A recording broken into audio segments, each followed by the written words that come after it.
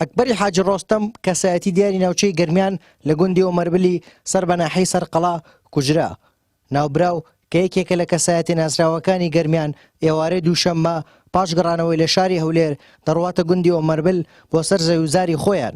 پاش گەشتنی بە ماڵەکەی خۆی لەلایەن کەسێکەوە تەقەی لێ دەکرێت و دەست بەجێ گیان لە دەست دەدات.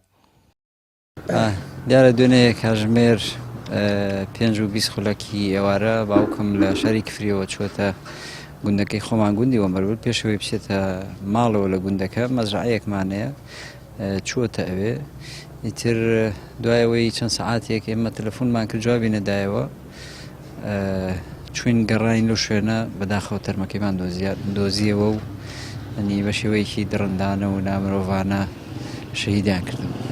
هیچ کێشەیەکی کۆمەڵایەتیمان لەگەڵ هیچ کەس نییە و نەوەڵات تا ئێستا نازانم ینی گومانمان لە هیچ کەس نییە. ئەو بابەتەمان جێهێشتووە بۆ دەستگا ئەمریکا. هەواڵی کوژرانی ئەکبەری حاجی ڕۆستەم پاش چەند کاژمێرێک لە ڕووداوەکە و لە دەوروبەری کاژمێر 11 شەو بڵاو کرایەوە.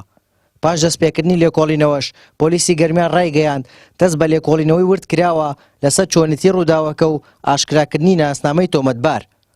بەڵام هێشتا هیچ وردەکارێکیان لەسەر ڕووداوەکە و ناسنامەی تۆمەتبار ئاشکرا نەکردووە. کە سوکاری ئەکبەری حاجی ڕۆستەمیش باس لەوە دەکەن کە هیچ کێشەیەکیان لەگەڵ کەسدا نییە و گومان لە هیچ کەسێکیش ناکەن. ئەکبەر یەکەم جار نییە سەر ئەو زەویە. ئەکبەر پیاوێکە تەمەنی نزگەی 70 ساڵە لەوانەیە سەروی 70 ساڵ بێ. سوپاس بۆ خوای گەورە کاک ئەکبەر ئامۆزای منە هیچ کێشەیەک و خەلەلێکی کۆمەڵایەتی سیاسی ئیداریمان نییە.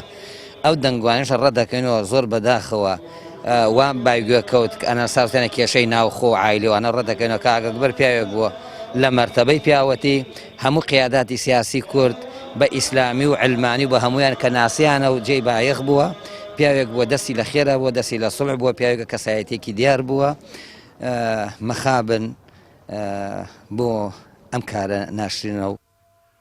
بە پێی زانیاریە سەرەتاییەکانی پۆلیسی گەرمیان پاش ڕووداوەکە ئۆتۆمبیلی ئەکبەری حاجی ڕۆستەم و دوو مۆبایلەکەی بردراون.